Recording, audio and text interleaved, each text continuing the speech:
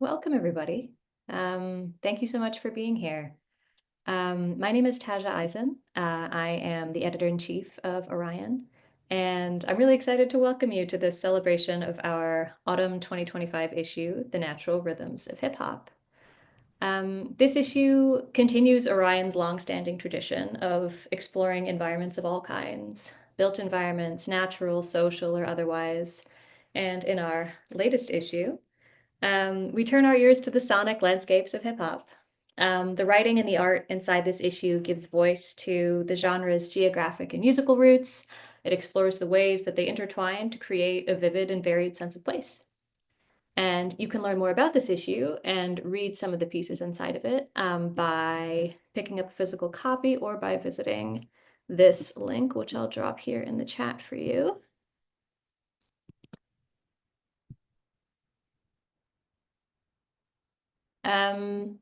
To give you a little preview of the contents, it contains brilliant work from award-winning author Jesmyn Ward, multi-hyphenate musician and writer Questlove of The Roots, acclaimed music and Black Studies scholar Daphne A. Brooks, and today's wonderful conversation partners, Hanif Abdurraqib and Clover Hope, who I'm excited to introduce to you very shortly. Just a couple housekeeping things before that. Clover is going to start us off by giving a reading from her piece in the issue. Then she and Hanif will be in conversation for about 30 minutes, after which we'll open it up for some questions. And while they're speaking, I encourage you to think about things you'd like to ask them, and to please use the Zoom Q&A function for your questions rather than the chat. Please note as well that this event is being recorded, and we're going to share that recording with everyone who's registered once we've had the chance to upload it to our channels, probably sometime early next week. And as part of today's event, we're also excited to offer you a 20% off subscription code that's good for any 1-year subscription or gift subscription. And that code, which I will also put in the chat, is fittingly Rhythm. As an independent nonprofit, we do rely on the support of our readers and our donors to keep us going. We're currently finalizing our final issue of 2025 on the theme of cryptids, and we have a really exciting lineup planned for 2026. Your support during this very tumultuous time for arts and nonprofit organizations is essential for our continued existence. It is now my great honor to introduce our panel. First, I'm excited to welcome the issue's guest editor, Hanif Abdurraqib. Hanif is a poet, essayist, and cultural critic from Columbus, Ohio, and the recipient of a MacArthur Foundation Genius Grant. His most recent book is the New York Times bestseller, There's Always This Year, on basketball and ascension. It was a joy to collaborate with Hanif on this issue, and one of my favorite details about it, which you really do need the physical copy in order to appreciate, is that throughout the issue you get Hanif's annotations on some of the pieces, which makes for a really wonderfully lively and tactile reading experience. I'm also excited to introduce Clover Hope. Clover is a Brooklyn-based writer, creative consultant, and author of the award-winning book, The Motherlode, 100 Plus Women Who Made Hip Hop. She has held editorial positions at outlets including Billboard, Vibe, and Jezebel, has written for places like Esquire, GQ, Elle, Wall Street Journal Magazine, and the New York Times, among others, and has production credits on Beyoncé's Emmy-winning Black is King and the Hulu docuseries Rap Caviar Presents. And in the autumn issue, Clover writes a brilliant, playful essay on Missy Elliott and the larger-than-life environments that her artistic vision creates in her music videos. And with that, I'm going to hand it off to Hanif and Clover. Thank you both so much for being here. Thank you. Thank you so much. Thank you, and I'll pass to the Clover to read first, kick us off. So thank you all, everyone, for being here. Thank you. Okay, I'm going to read a couple of paragraphs from this essay, just kind of like putting some context to Missy herself. In 1996, Missy Misdemeanor Elliott was an emerging rap star, singer, and songwriter with an outsized artistic vision. At the time, the music industry's main point of entry for women in rap was to gain status by working with male figureheads. The trajectory of artists including Lil' Kim, Foxy Brown, and Eve. But unlike many of her contemporaries, Missy had an equal partner in her producer, Timbaland. They'd been friends since high school in Virginia and found synchronicity as creative soulmates. Together, they inundated the 90s with hits for R&B artists like Aaliyah, SWV, Genuine, and 702. But it was Missy's guest feature on singer Gina Thompson's 1996 remix of The Things That You Do, her ingenious hee hee hee hee ha ad lib, that gave listeners a true glimpse into the Missy multiverse.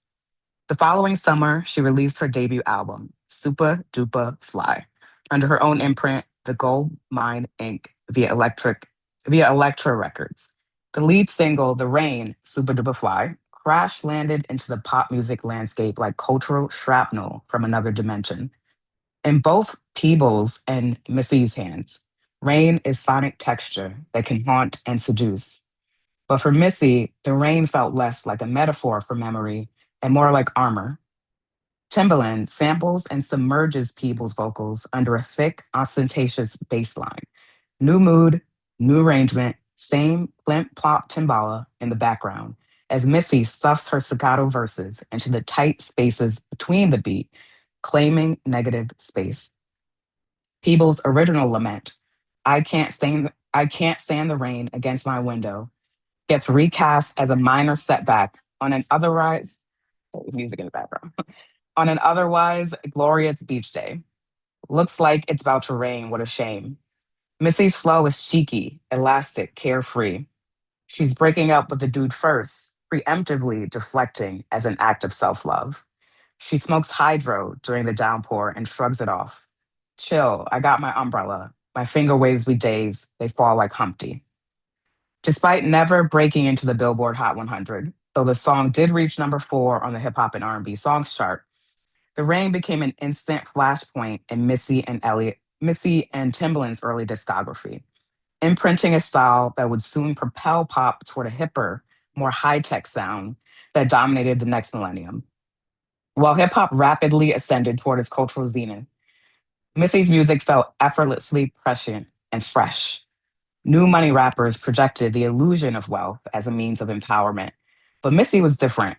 She offered escapism through reverie. Even when her songs were warning her girlfriends about gremlin men, she prioritized playfulness. Super Duper Fly finds her untethering from reality, luxuriating in the pleasures of self. None of it sounded terrestrial. It's why even today, when listening to a Missy verse over a Timbaland beatbox, the first inclination is to deem her to be from some other place. I'll stop there. Uh, yeah. Thank you for that. And I love that piece, and I was so excited to get a Missy Elliott piece in the issue, in part because I've been spending a lot of time thinking about this window that I think I've affixed to maybe 1995 to 1998, where there was this kind of another evolution of women in rap. And I think 96 like one of my favorite albums for years for rap albums. You had like MC Lights Matters, I Wanna Be, Lil Kim's Hardcore, Foxy Brown's Il Nana, Bahama Diaz Collage, and Missy didn't have an album drop that year, but she had her fingerprints on a lot of records that year. She had fingerprints on the Leah record and all that. And I was interested in hearing you think through, or maybe just asking you directly, if you still see or feel the reverberations of Missy's influence today and where, because I think she's someone who doesn't get talked about as much as a writer or a producer. But I think her production is massively influential. So I was, you are the expert, and I was interested to hear you talk about her level of influence as it reverberates now. Yeah. She's definitely one of those artists that got sort of belated accolades, when it came to songwriting and production. I think the main thing people thought of with Missy was image. Mhm. Just even seeing the image of her, it's because The Rain, the song and video sort of hit you at the same time. Maybe you heard the song ahead of the video, but for a lot of us, like we saw it all at the same time. We saw the garbage bag, or what we thought was a garbage bag costume.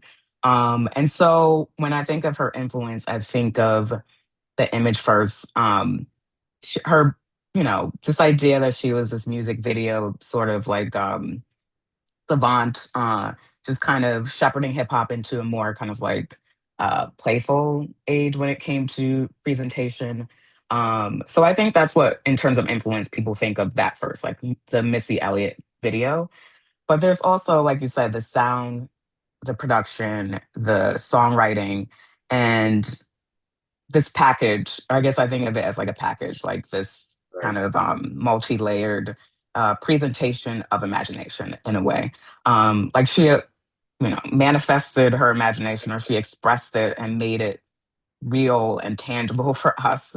It's a hard thing to do as an artist, especially in hip hop. Um, to kind of take the contents of your brain basically and just kind of like spill it out.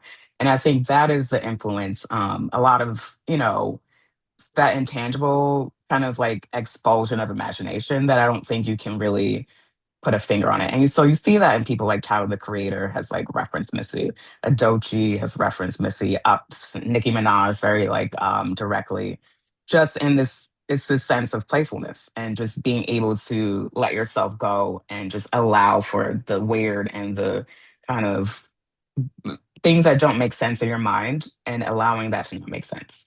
And just kind of allowing it to, speak for itself also. So I think that's the that's kind of like those are the elements of her influence that I think just don't get enough credit. Like that she opened up a lot of people's minds when it came to just like use your imagination. Like this doesn't exist, you have to create it.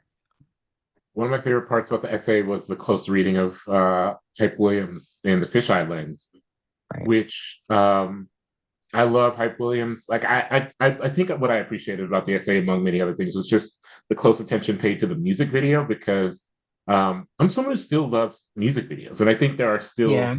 occasionally music videos that come out where I'm like, I love like the Sims video for Point and Kill a couple of years ago. I remember watching that Hmm. and being like, this is the form is not dead. But Yes. there was a very specific era of the Hype Williams video, and it seemed to me then, as it does now, that Missy and maybe Busta Rhymes, who you also mentioned in the piece, are two artists who were like made for that Hype Williams era because they came built in with these ideas and concepts, and they were colorful and they were larger than life. Um, but I'm also interested in I think we're both like millennials, right? We're both like of Hmm. the Yeah. elder millennial, Yeah. elder millennial set. Yeah. Um, when you were watching back then, as I maybe was, did you have any Hype Williams videos that stood out to you other than the Missy ones that you felt drawn to? Yeah, yeah, definitely. It's funny that even like we knew his name. Like obviously, like I was like an MTV, BT watching kid who any station, any program that played music videos, I paid attention. But in New York, we also had local channels. People don't remember the box, like the box you had to call in to request Yeah, a music DJ video, Ross and and Big D. Yeah, yeah, like not a 1-900 number. And like we also had this other guy, like it's like channel 25 or something like that. So I was watching and by myself, just like alone in my attic room in Queens, just kind of taking all this in. And it's why there's like part of your edit letter that mentions just how hip hop kind of allowed for this playground, or the space that helped us like shape our imagination. And that really like connected to me in terms of like Hype Williams and his music videos. Like it was allowing your wildest like inhibitions or whatever, like your wildest kind of weird thoughts to be unleashed in this way. And kind of make what seems images that seem like impossible to create, just like to create them using whatever tools that you had. And in this case, it was the fisheye lens, which did allow for just like this kind of voluminousness or this kind of like insanity, almost like this, insane world to be created. And I think mostly of Missy, The Rain, More Money, More Problems, and the Busta Rhymes video. Like I think for me, like those were the formative like Hype Williams videos in the 90s, that like shaped my impression of hip hop at that time as this glossy, just really kind of outwardly expressive, versus like introspective, if that makes sense, genre at that time anyway. Because it was all about being outlandish. And so, yeah, those are the videos I think of mostly. But, he had his imprint on so many, like at that time. And, so the music video programs would fortunately like, name the director like and like as it was, like video in the beginning and the end of the video. So like he was one of maybe like three, like Dave Meyer, Big Dave, yeah. And I would say like Little X who you just knew they had a style. Yeah. And that kind of like it really like imprinted in our brains, like up hype, fisheye, you know, fisheye lens, cosmic, just kind of like wild. Like you knew if you saw that name what you were in for, basically. So yeah, did you So one feel of the that yeah, I'm actually oh, did curious I if feel the you same way about Hype Williams? yeah, yeah, yeah. Yeah, yeah. I mean, I still love looking back at Hype Williams videos. The Lounge and Remix video, which is the LL video, which is like kind of silly but Yes. also beautiful. Like I think Yeah. Hype Williams was a black director who knew how to shoot black people well. And so, Yeah. he really Lighting. loved blue, like the blue lighting. And like I remember the Ja Rule video where they're like getting out of the Ja Rule video, which for me, I think it's Kill 'Em All. It's like a precursor to Belly. That video opens the same way Belly opens, where they pull up in the Yeah. SUV and they get out and they go in the studio and it's covered in blue light. I think I think Hype Williams is brilliant, and I think if you watch the arc of his career, it's interesting because there are recurring images that I think he returns to that maybe he didn't do the way he wanted to the first time. I'm thinking specifically about the video for Nori's "Oh No," Hmm. where uh, there's this again a very blue lit desert, and there's a car driving through it, Yeah. and that video came out like 1998, so it's a little bit corny and clumsy. Then I think about the video for "Can't Tell Me Nothing," which Hype Williams also directed. And the most prominent shot of that video to me is the car kind of drifting across the desert. It's a lot more majestic and beautiful than Mm. so it seems like he has these obsessions that he's returning to in his work, which I Right. always loved. I really love that about him. I didn't love Belly, I mean, I think the movie Oh, for it yeah, yeah. I mean, beautiful. Looks beautiful. It's like true beautiful gowns kind of thing. You know what I mean? Like the movie looks beautiful, but ain't nothing going on in that movie. Yeah, one of those like classic kind of Rocky Horror Picture Show, Yes. Yes. like and I did an oral history of that movie like back in the day, speaking to like DMX and like some just people who like participated in it. Because I do think it's like you said, like a visual, I mean, a bit of a tangent, but like yeah, in terms of like hype. Well, things like the framework of hype when you think of like his impact on just even the entertainment industry in general, like you know, I think Belly gets a bit of appreciation. Yeah. Yeah. I mean, the opening scene is stunning. The opening scene of that Yeah, the film tunnel. Yeah. is like so stunning. So, Yeah. um, I loved what you wrote at the end of this piece about watching Missy and having it allow you to embrace being a character yourself. And I love that Yeah. partially because um, so much of what a certain era of hip hop I think embedded in the brains of people is that you had to be authentic or real. And I think that still lingers a little bit now, but it's we all have the internet, we can all see stuff, so it's a little different. But Yeah. this idea that you rap what you live and you don't and what I love about Missy in the same way I love about, say, Lil Kim and so many folks, it's like a really hyper version of, I mean, Nicki Minaj, I think, too, is kind of an extension of that, where there's like sometimes multiple characters at play. And Hmm. I don't know if this is, I don't know if this kind of expansiveness of imagination is firmly gendered. I would say that it maybe isn't, but I do think when I think about the men in hip hop, there is a more rigid affixing of the self to this false idea of quote unquote authenticity to the point where even that fixation on authenticity becomes cartoonish. Like even if they don't Hmm. realize it becomes cartoonish. Where when I think about women in rap who I grew up listening to and still listening to, there's a more kind of adventurous relationship with character creation. And Hmm. I was wondering if you also felt that or thought that and could speak to that. That makes me think more about it because I guess I think of the idea of just Afrofuturism in general, and this idea that like Black people can imagine these worlds because of the real life that our real life existence allows us like more space to kind of imagine the best, imagine like what doesn't exist, imagine possibilities, and really see the impossible because everything feels so many things feel impossible and impractical or inaccessible. Um, and I can see how, just from a gender perspective, that is also the case where little girls can kind of, it's almost like imagination is expansive because of how much your real world is limited or like how much expectation is placed on you. And so it's almost like you're always trying to break out of that or always trying to like rebel against, like the limitations basically. And so, but all of it exists in your mind. It can only exist in your mind.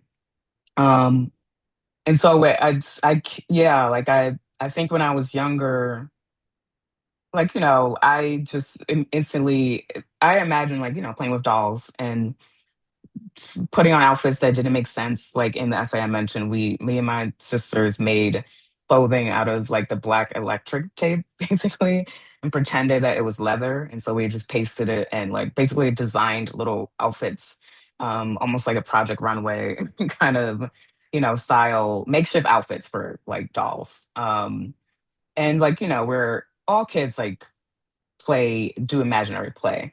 But I do think there's this way in which like girls like are just being, I guess, like the societal expectations like that girls have placed on us maybe like allows for more, like a desire to break out of that. I don't know if that makes sense, but and I think Missy, her being just kind of like a shy girl and her kind of always being in this shell, there is also something about that I related to. And that also I think allowed her to like just like it's almost like she had all of these ideas just kind of trapped and I need to let this out, you know. Um and so, I don't know if that's gendered necessarily, but I do think there's some kind of like aspect of that.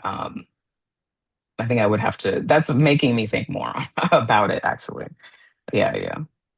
Yeah, I don't. Yeah, I think a lot about my own relationship growing up with hip hop, where even in Yeah. the '90s, where I had this thing embedded in my head where it's like, well, rappers got to be authentic, it's got to be, but that's actually like not. Yeah. It's funny to think about that through the lens of myself as a writer, right? Hmm. Specifically as someone who writes poems, where you're always told you can separate the speaker and Yeah. the poem. There's a distance between the speaker and the, and the author, which like that it does not make sense to me in my head that that is not also the way I'm approaching hip hop music or any music really. I Yeah. don't know if, um, like I think growing up listening to soul music, it's not, we're not always to believe that the person is singing directly into the heart of an experience. Mm. Um, it's in some ways, at least the R&B I grew up loving. It's like how well can you perform the experience that you were saying that you were in the throes of, right? And I think Right. Missy was someone who was so good at kind of weaponizing her own shyness and making it so that she was larger than life. Um, Yeah. Yeah. I love that. I love that analysis of her shyness as something that did not kind of rule her, um, because I don't know if anyone like for even me, I don't know if I would think that Missy was shy because there was a Yeah. stretch of my life where it felt like she was everywhere, doing Yeah. everything. You know? Yeah. That's definitely something. I mean, I kind of realized later on in life that I partly became a writer. I was like extremely shy. Um, for the same reasons, because it's, again, like I had all these kind of ideas and thoughts and emotions trapped inside. And it's like you have to get that out in some way and ends up coming out maybe it ends up coming out in the writing. And it's probably for a lot of us who end up becoming writers.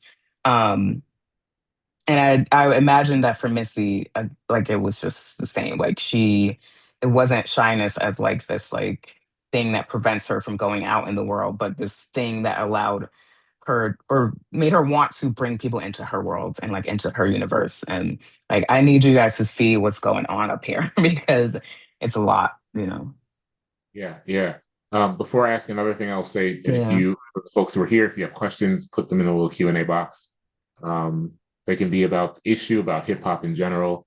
I'm sure we would both love to talk about hip hop in general. So please, drop those in the Q&A box and we'll get to them before the hour is up, which we're already like 25 minutes in.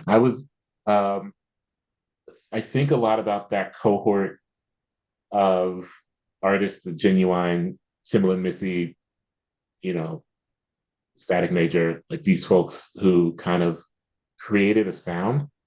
And I've been thinking about this a lot because for me, and I would imagine for you as well, because again, we are in that same kind of hip hop was so richly geographical growing up for me, where it felt Yeah. like I was like discovering, and I know, I mean, you grew up in like really in the heart of it, so it's a different thing. I grew up in Columbus, Ohio. So for me, it felt like I was like really discovering other places. My family's from New York, so I had so much access to New York.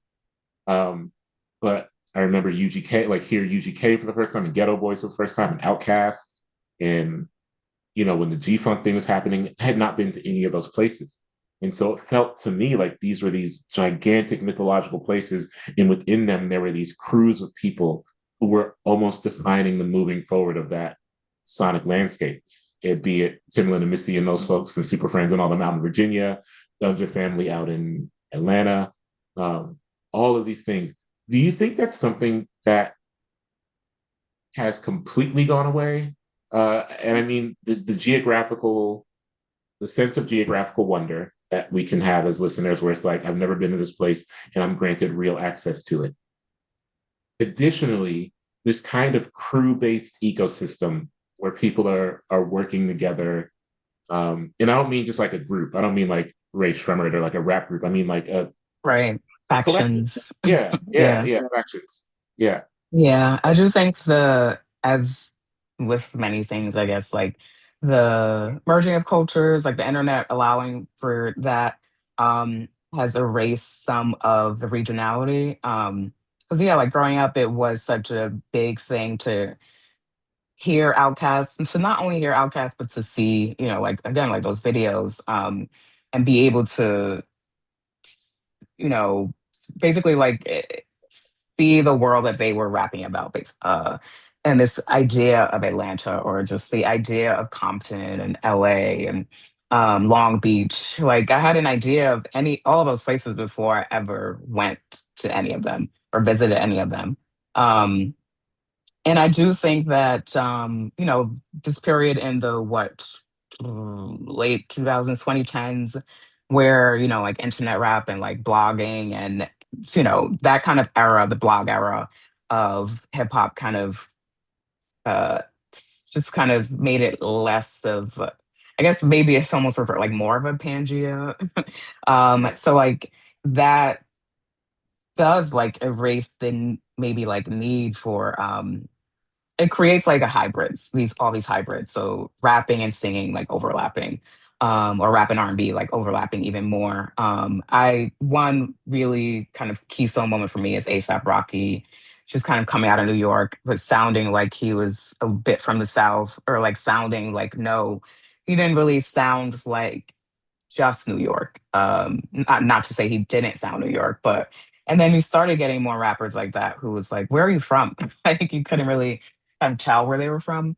Um, so I think maybe as of now, the bigger artists like a Kendrick Lamar, like a Drake, that there is a sense of regionalism. Like you know where they like there's a distinct sound that they have. But it's definitely not as plentiful as it was like back then, because we had like so many, like you said, different areas. New Orleans, Miami, like every place had its own kind of like representation. Geographically, it's it's kind of a gift and a curse, I guess, of hip hop spreading. Like it Yeah. ends up things just kind of like blend together. But I don't think it's as prominent or like as before, or maybe it's very small pockets because you do have um, like, these kind of very niche pockets that just aren't mainstream, basically. And maybe that's part of it. It's just there is, there are those collectives, but they're not as like mainstream Right. as them. I was really excited. I love your writing beyond just this piece because there is a kind of um, playfulness to it, and I don't often like using playful as a compliment because I think like what I'm trying to say is there's a sense of adventure to it, where Hmm. by which I mean there's a lot of moving parts. A lot of them I am not aware that they exist until you illuminate them, and then you use that moving part to lead to another one. And so there's a sense of broad strokes imagination um, that I think exists in a lot of your work. And Thank you. one question I have is, you've worked as both a writer and an editor. Do you find, because I think about this as an editor, and I had to learn this as an editor, do you find yourself having to fight the impulse to impose that will on the work of others as You you're editing? mean the adventures? The Yeah, yeah. Like if Yeah, the work is not as adventurous as your own, or it's not, right, right. yeah. How do you Yeah, not impose your will upon others?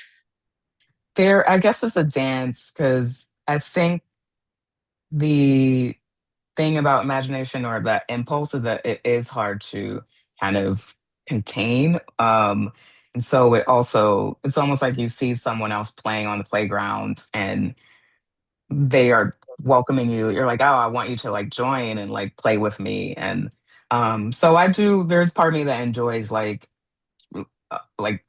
triggering that in another writer through editing, or at least kind of like beckoning them to kind of like, you know, try to listen to that impulse a bit.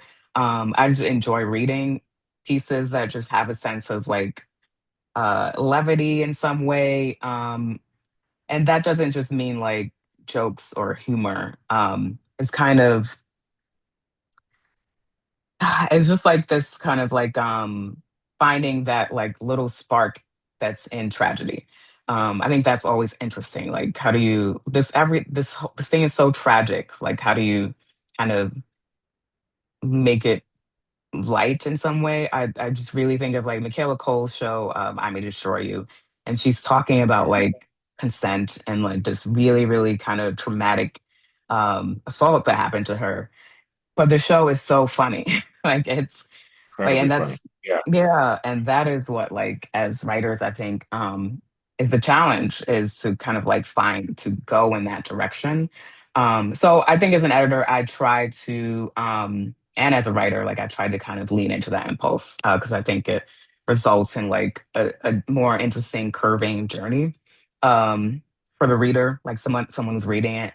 But there's also the balance of like allowing the writer's voice to stand on their own and to if some like if they don't necessarily have it in them to make those connections like it's um you can't force it, but I do like leaning into that impulse, yeah, and like I was encouraging going to it. ask the secondary question about if that is due to a relationship with hip hop, but someone like asked that already in the Yeah, so I'll wait to answer that. But I do have okay. I mean, this is a generic question perhaps, but I'm such a big Missy fan, and I also feel like Missy is often misunderstood, or I don't even know if it's misunderstood, but I think you hit on something earlier where you're like, it took a long time for her to get proper, there was like a gap. It was like Yeah, she burst onto the scene and it was wonderful for a few years. And then like post cookbook, even maybe a little bit before that, people kind of cooled on Missy and then right. nothing for like a decade and a half. And then she was lauded again. But it feels like there's an entire generation that missed out on an understanding of her. Um, Hmm. and so it creates this kind of flimsy universe that I think she floats in where she's like your favorite rappers inspired by Missy. I mean, literally, I mean, you ask someone like Lil Wayne who Yeah, cites her yeah. as like, like so she's one of those people who her fellow practitioners respect her deeply. Um, even if I think the institution respects her deeply, but Yeah. that does not equate to the fan memory, the kind of like Mm, memory of she's not beloved in that way. Um, although I think it's starting to happen more. Do you yeah. think that one, I was going to ask about your favorite Missy album, because I also think that people don't talk about her as an album artist. Yeah. Uh, when I really love those albums, and I think they've aged really well. Like I think the albums have aged better than a lot of those like late '90s, early 2000s rap records. Many of which I'm like, I don't know, a lot of these did not. The age didn't work. But do you Right, have a right. favorite Missy album? It was the first question. I'll ask it the second one, and I'll let Taja jump back in probably.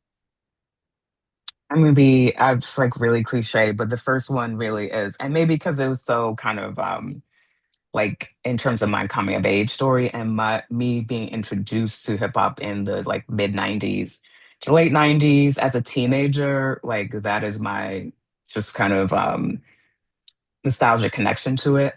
But I also think like you can't really, it's hard to like recreate the experience of hearing something that new and fresh for the first time. Um, like hearing something you hadn't heard before, that also felt like it was from another dimension. And so yeah, I really appreciate the like next albums. The Real World is like a real kind of like I think the second album, um, kind of turning point kind of moment for her and Timbaland of like do we kind of recreate, how do we recreate this sound while still like reinventing like that challenge, them kind of imposing that challenge upon themselves with her second album. But the first one, it's just that sense of newness, like I is like embedded in my kind of, bloodstream a little bit. So it's the first one, yeah. Because strictly for the impact. And real quick, I mean, like hip hop is such a young art form still, and you and I are both people who I think at least attempt to be archivists and preservationists and refreshers of cultural memory. But one, because it's such a young art form and it's also still catering to young people largely, broadly. Um, what are some effective ways do you think in our work and for the people listening and in Mm. their listening experience to kind of build this, because we are also still seeing, I think, a really interesting set of albums from quote unquote elders. MC Light had a cool album came out last year. Slick Rick had an album came out that last year or this year. Kwame had an album. I mean, there's still the elder. I'm saying elder in air quotes. Elder based off of elder statesmen and Yeah. statespeople are still practicing the form. Um, and I'm always interested in hearing people who are doing work similar to what I do or that I think I do, how they feel these kind of these folks can have their work honored and preserved in an art form that is both young and catering towards a younger audience.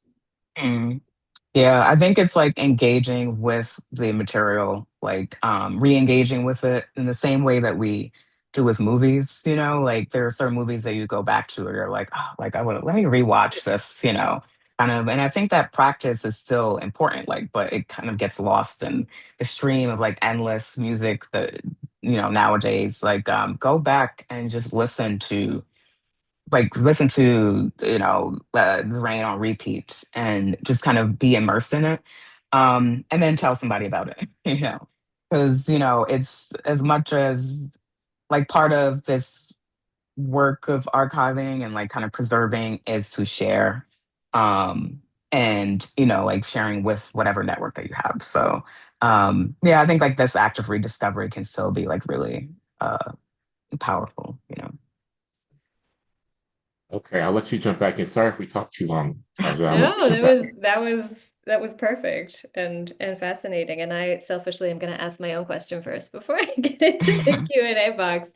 Because I mean, I was so interested in this discussion you're both having about the sound of geographic specificity and how that's something that is maybe not as present in the genre.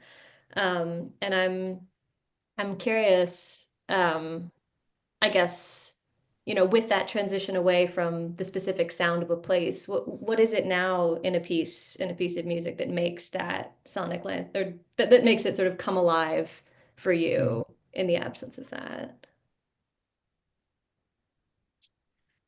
Mm. I think specificity and storytelling, Mm. because I do think we can talk about sonic absence of place, but that's different than a material absence of place, right? So I think about something like Good Kid, Mad City, um, Mm. which I don't think is all that. Like if I listen to, say, Kendrick's last record, which I thought was solid, right? That is so really grounded in the West Coast sounds that I and he grew up in. Good Kid, Mad City is not that, but it's not as affixed to that. However, there's such clarity in the storytelling that the place comes to life through the narratives. And I think that's for me as a writer too, as a writer who really tries to bring place to life through language. That interests me so much more now, I think, because, producers branch out. Like when I was coming up, when we were coming up, like producers really did, you had in-house producers working with these groups of people. So like Dungeon Family worked with people from Atlanta, and it's just kind of not like that anymore. And it wasn't always like that. I mean, Ice Cube came to the East Coast to make, to work with the Bomb Squad, to make Death Certificate and stuff. So it wasn't always, that kind of geographical shift was always happening. But I do think I really love New York rap, not just because of the boom bap of it all, but because specificity in storytelling opens a portal to a place. And it doesn't matter what the instrumental is doing. It matters how rigorously and thoughtfully someone is trying to ground you in a geography through the narrative they're building, through world building. Yeah. Even if that Yeah. place is not like what I love about this piece too, is that we're talking about Missy as someone who's doing that and is not even necessarily building a place that feels like it's on Earth. You know what I mean? She's building like a universe that we have access to. And you're not able to pinpoint it and say, oh, that's Virginia. It's like a futurist landscape that could be anywhere you are. Yeah, yeah. Clover, did you want Yeah, to? no, that was well, that I'm gonna echo that. That was like really, yeah. It's a great segue actually into one of the questions in the Q&A, which is, as writers, in what ways does hip hop influence your writing? And I think, Hanif, you sort of, you spoke to that with world building, but are there any other ways that the genre kind of, filters its way into your work? Yeah, I think it's like this there's one of the like pieces in this issue just about this idea of flow. Um and I find myself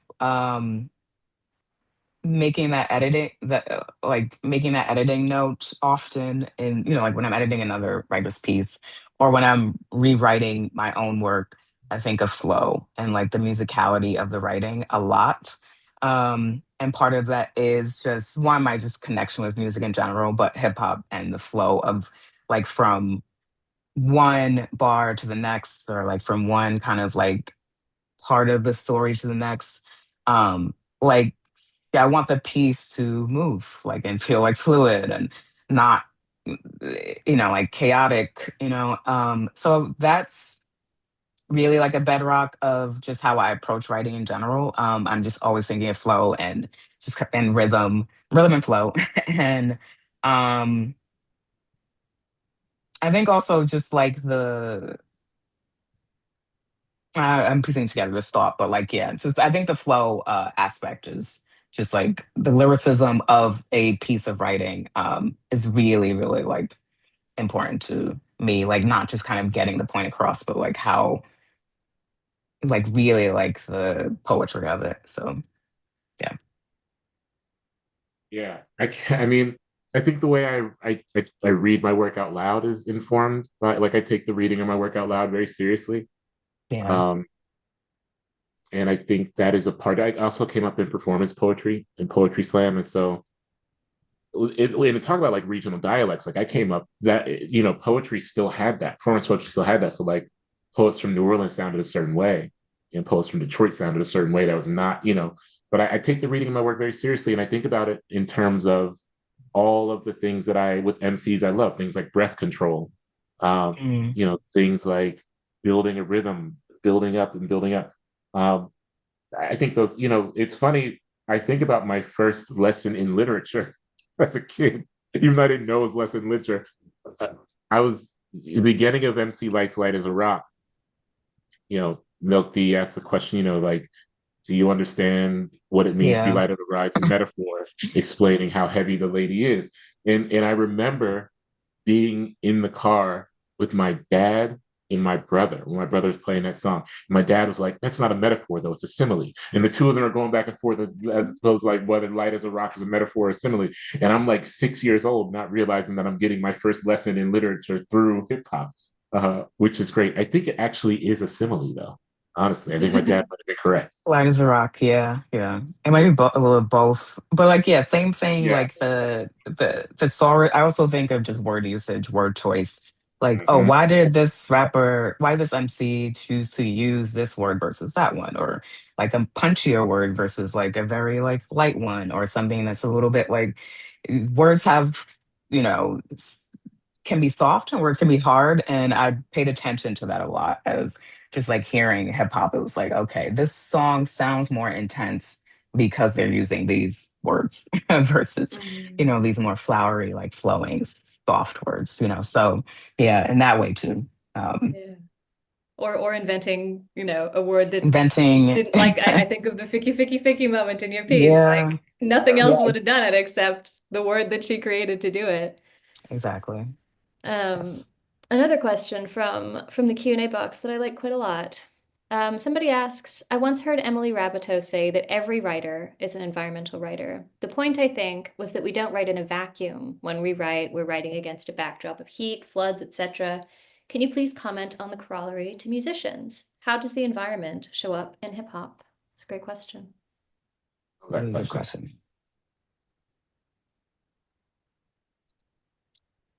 question. I, not, this may not answer the question wholly, but I always think about Lil Wayne's No Ceilings as a great, as the one of the great post Katrina records or records made, mixtapes made in the shadow of Katrina, um, where it was like make or break and triumphant, and it was also this album that came in the aftermath of, and I wrote about this in my first book of essays. I wrote about how the Baton Rouge rap scene really rose to prominence and gained further prominence because Katrina like splintered parts of Louisiana and a lot of people migrated to Baton Rouge and a lot of young rappers came out of that. But I think about the circumstances of largely underprivileged and or marginalized folks who are making records in places that are um, at high risk in terms of not just literal climate disaster, but the aftermath of the climate disasters that have already come or might come again. So I think about Louisiana and all those records that came out in that post Katrina window, or the immediate aftermath of Katrina. And, um, I think about too Detroit techno and all the people who emerged out of Detroit techno and Detroit hip hop, where they were emerging out of environmental circumstances that were not like water not being accessible. And so there's a way that the music is mirroring, I think, these circumstances, while also treating the survival of the circumstances as an immense triumph, like something that, in that too, in the same way that Missy weaponized her shyness to create something to make herself larger than life. I also think the survival of these circumstances can almost make folks into superheroes, and that articulates itself through the song. Yeah, yeah, I definitely agree. And I think just for me growing up in New York and just growing up in an immigrant family, coming here when I was like a year old from Guyana, um, and being kind of enveloped into an environment.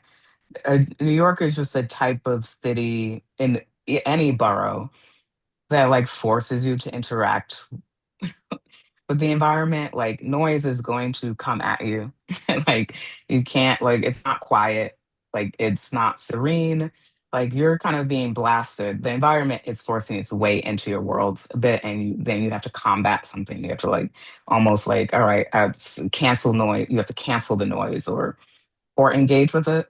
And I think a lot of the early rappers in the, like once hip hop was kind of just building itself, they were figuring out ways to show people their environment, to show how they were engaging with, this crack epidemic or post-crack epidemic, post-Reagan era, Reaganomics, that were things that were happening to them.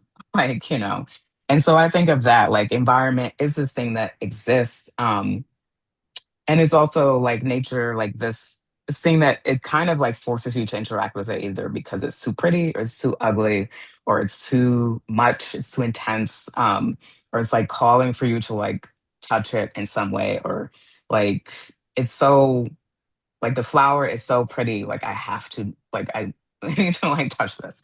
Or like the noise is so loud, I need to cancel it out. So, I guess maybe for me, New York is such a encapsulation of this idea of like sound and environment that you just really it leaves you feeling a little bit like helpless or like not in control in a different way. Like when I leave the city and I'm in a quieter, just like any place where you can sleep and not hear like car horns, like just noise, it feels different or to the body. Like my body feels different. Your nervous system feels different. So there it's kind of impossible for music not to like mimic or not to kind of like respond to the environment, basically. Because it's part of your nervous system. Yeah, yeah. And I guess conversely, to pull another question, what are some of your favorite examples of softness in hip hop, in Missy's work or anyone else's, the questioner asks. Softness, I think of a lot of the Missy's work with Aaliyah, and how she kind of like brought that out. Just this kind of femininity, just kind of tenderness, this attention to pleasure, and attention to kind of like centering that. First thing I thought of was actually LL, like, it's kind of like, and how he kind of brought this, in such a masculine kind of like genre or just like this hyper, whatever kind of expression of it. There was a softness to like his attention to like women listening, just like young girls and women wanting to just I need love, you know. Yes, Um yes, yes. yeah, and she's also from Queens, so like that was like I had just kind of a special connection to that. And I really appreciated like his just centering of that, like, hey, like we can just kind of like lower the volume, you know. Yeah. I have nothing to add on top of that except for to further shout out LL, who, he was interesting because if you look at his old singles, like his singles A side, B side type stuff, he would put the quote unquote softer records on one side and then put like the hardest, so he would never Mhm. really, let go of the kind of masculine appeal of muscular shirt off guy, but he could flip that switch and I Need Love is such a vulnerable song. It's Yeah. such like an incredibly vulnerable song. Uh, and I really love. I'm a big LL guy. Like now's not times I would go into like a 10-minute thing, but I really think he's one of the greatest rappers of all time who never gets talked about that way. And I think he doesn't get talked about that way because of his ability to kind of flip that switch and become the vulnerable lover boy or whatever. And I think that people deride that. And in a way, LL would use that to bait other rappers. He would bait other rappers into taking shots at him because he knew he could also out rap folks, or he could put on a better, he could comport himself in a battle better than most other rappers. And in a way, he was using his quote unquote softness to say, well, you can sure come and get me. I think LL is just really spectacular. And speaking of like late career, where his album that came out with Q-Tip, Yeah. was that this year or last year? This year, right? I think it was this year. Yeah. That Yeah. was incredible, incredible Yeah. record. Fourth, right? Yeah. Yeah, yeah. Couple of expressions of enthusiasm I want to share from the chat. Just wanted to shout out Hanif's Waiting to Exhale sweatshirt. Yes, that was the first thing I Yes. commented on when he got on the call. Yeah. Um, Somebody else wanted to share that they just read In Defense of Moist. And quote, I am just ... wrecked. Thank you. It's very kind. Um, a question for you, Hanif, as guest editor of the issue. Was there a point of view, a perspective on the natural rhythms of hip hop that you were hoping the issue would convey, or something you feel is well expressed by the pieces that were chosen? And the listener adds, or maybe you're answering the question now about not imposing your will on others. Well, yes, and I think that I was eager to really ask questions of single interests, be it regional interests, um, like Clover's piece. How effectively can you say, I have a deep interest in this one artist, and that deep interest in this artist by like delving deep into that interest of this artist, I'm going to give you a lot of information about several other people in that artist's orbit. Like I really loved the, I don't even like calling it a detour because that makes it seem dismissive, but I really love the tendril of that essay that does give us the like core little bits about Hype Williams, like enough, not so much that we lose track of Missy, but enough to give someone, you know, who didn't know Hype Williams, maybe they write the name down and go look at all those videos. That is kind of what I was looking for because, you know, Jesmyn wrote that beautiful piece about like listening, close listening as a young person. Um, and all these pieces, I was really hopeful and eager that we would have folks writing about the hyper specific experience because hip hop to me, because I grew up listening to it and listening to it very closely and intensely, it fostered this world wherein all of my writing and all of my thinking is born out of that close listening and the hyper specific experiences that come from it. And I'm not saying that I wanted pieces where everyone who was writing wrote like I did, but I was interested in hearing about the obsessions that people had in the places those obsessions took them. Um, and I wanted to be an audience to that. So some of it was really selfish, but I think it came out well. Thank you. And let's do maybe one more. Let's do a fun one to close. I'll throw two at you and you can pick whichever one you like. Some people want to know what you're enjoying listening to now, and a maybe more encyclopedic way of asking that question is, what are 3 music videos you would leave behind in a time capsule for future generations as cultural markers of hip hop artistry? Oh, wow. I would have to Lil think Kim's, about that I one. would say Crush on You for sure. Lil Kim's Crush on You Yeah. is one. Yeah. Um, I mean, I would put The Rain in there. yeah, yeah, Yeah, because it's just era defining, visually kind of a marker of just like a shift. And you can watch it in any year, any decade, any absolutely. century. Yeah, yeah. Gosh, The Rain for sure. I mean, that's a Put Your Hands Where My Eyes Could See, maybe. Uh, Scenario, Tribe Called Quest. Mm, That's a video I love. Drop, no, Far Side's Drop. Drop that's a by good Far Side one. would be my Yeah. third one. So it's like that for those people should Google that video. It's like backwards. And so when you're watching it, it's like a trip. I remember watching it as a kid and not realizing over the first half that it was moving Mhm. backwards. And once I locked into it, I was like, this is really blowing my mind. I know that now in 2025, people would be like, well, we see stuff like that all the time. But I really, if we're talking about like time capsule type shit, yeah, blew my mind as a kid. Changed my approach to like what a music video could be or do. Love that. Well, thank you Yeah. both so much for this wonderful conversation. Thank you to everyone for coming. Once again, I want to remind people of the code rhythm in the chat to help support Orion's mission of inviting readers into a community of caring for the planet. And we will be sharing the recording of this event after the fact. Thank you, Hanif. Thank you, Clover. This was really wonderful. Thank Thank y'all you. so Really much. enjoyed Everyone. it. Yeah.